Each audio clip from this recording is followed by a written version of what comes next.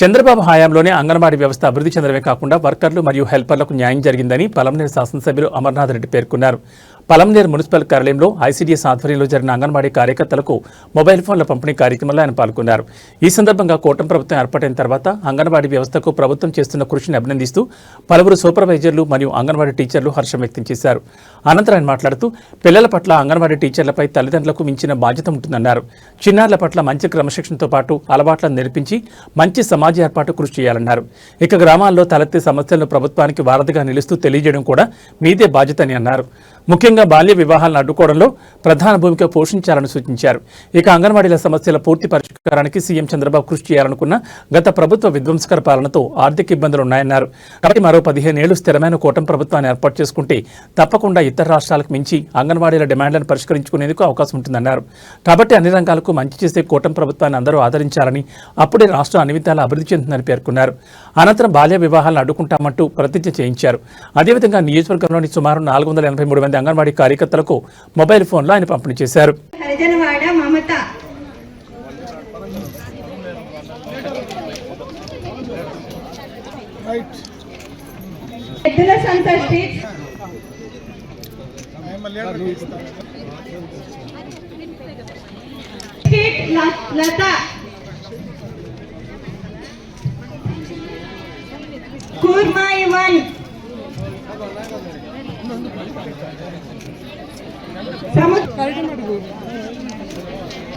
ఇట్లా చూడండి.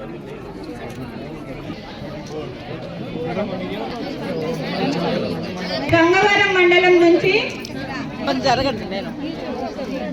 సుజాత, దండపల్లి క్రాస్ మంగమ్మ, అటుకరాలపల్లి పెద్దారికుంట,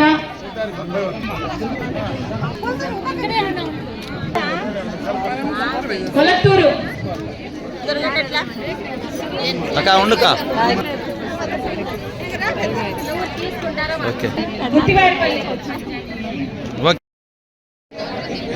బాల్య వివాహాలు ఒక సాంఘిక దురాచారం మరియు నేరం.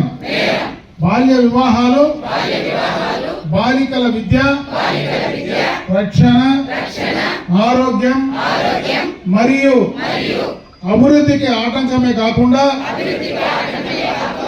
వారి కలలను సాకారం చేసుకునే అవకాశాలను దూరం చేస్తుంది.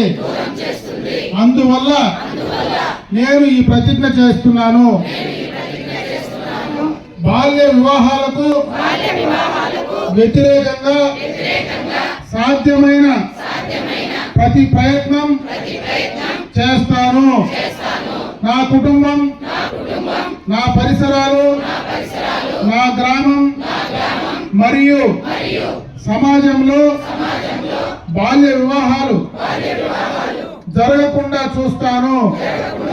రాష్ట్రానికి ఆదాయం పెంచేటువంటి మార్గాలు చూస్తూ ఉన్నారు.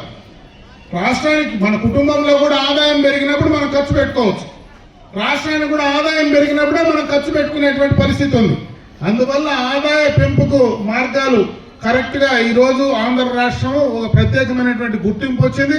ఖచ్చితంగా ఈ 5 ఏళ్లలో బ్రహ్మాండంగా కూడా ఈ రాష్ట్ర ఆదాయం పెరుగుతూ ఉంది. ప్రతి సంవత్సరం కూడా ఆదాయాన్ని ఈరోజు పెంచుకుంటూ పోతూ ఉన్నారు. అదేవిధంగా ఎందుకంటే ఎప్పుడు 5 సంవత్సరాలకు ఒకసారి ప్రభుత్వాలు మారుస్తూ ఉంటే కష్టపడి 5 ఏళ్ళు ఒక స్థాయికి తెస్తే మళ్ళీ 5 ఏళ్ళు వచ్చేటువంటి ప్రభుత్వం పూర్తిగా దాన్ని నాశనం చేసింది. దానివల్ల మనకు నష్టాలు జరుగుతూ ఉన్నాయి.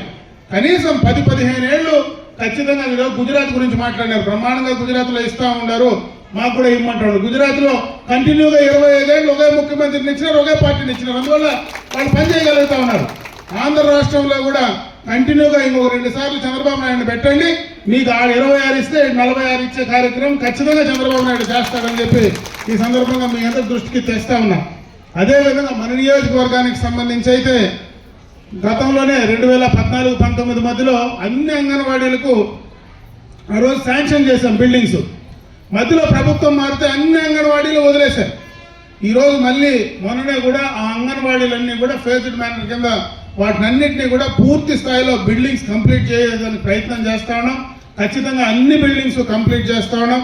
ఈరోజు మీకు సిడిపిఓ ఆఫీసు పలమనేరులో ఏదైతే ఆడ ముందర కూర్చోవాలంటే కూడా ముందర కూడా జాగా కూడా లేదు. నేనే వచ్చి కూర్చున్నా ముందర.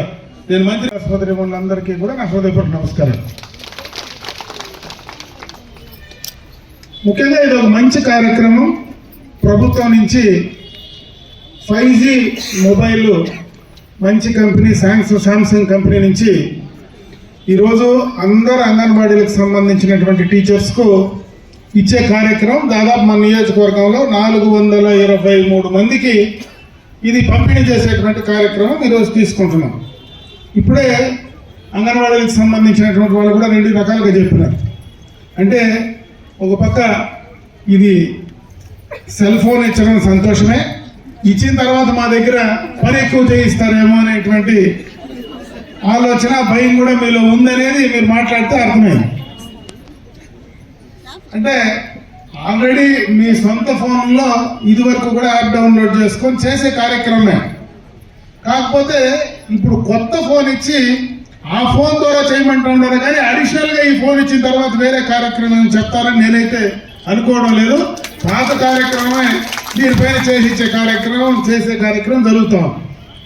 ఇప్పుడే అంగన్వాడీలకు చిన్న పిల్లలకు సంబంధించి ఒక ప్రాధాన్యత ఎక్కువ ఉంది. ఎందుకంటే గ్రామాల్లో పట్టణాల్లో పేదలుగా ఉండేటువంటి మధ్యతరగతి ఉండేటువంటి చిన్నపిల్లలందరూ కూడా వారి తల్లిదండ్రుల కంటే ఎక్కువ సమయం అంగన్వాడీలో మీతో గడుపుతారు.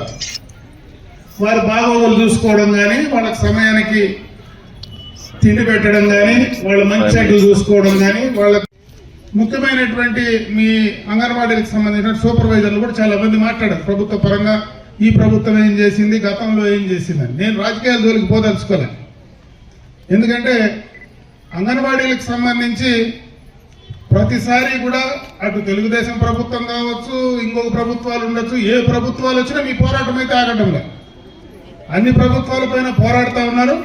అన్ని ప్రభుత్వాల నుంచి కూడా చేసుకునే కార్యక్రమాలు చేస్తూ ఉన్నారు. దాంట్లో చంద్రబాబు నాయుడు గారు ఎక్కువగా కూడా మీకు చేశారనేది జగమెరిగిన సత్యం. ఈరోజు అప్పుడే రత్నమ్మ కూడా మాట్లాడింది. 10,000 రూపాయలు, 10,000 కాదు తల్లి, 7 నుంచి 11,500 ఇప్పుడు మీకు జీతం వస్తూ ఉంది. 11,500 మినీ అంగన్వాడీల నుంచి అంగన్వాడీలు దాదాపు 100 అంగన్వాడీలు ఈరోజు మన నియోజకవర్గంలో మినీ నుంచి మెయిన్ అంగన్వాడీలు అయినాయి.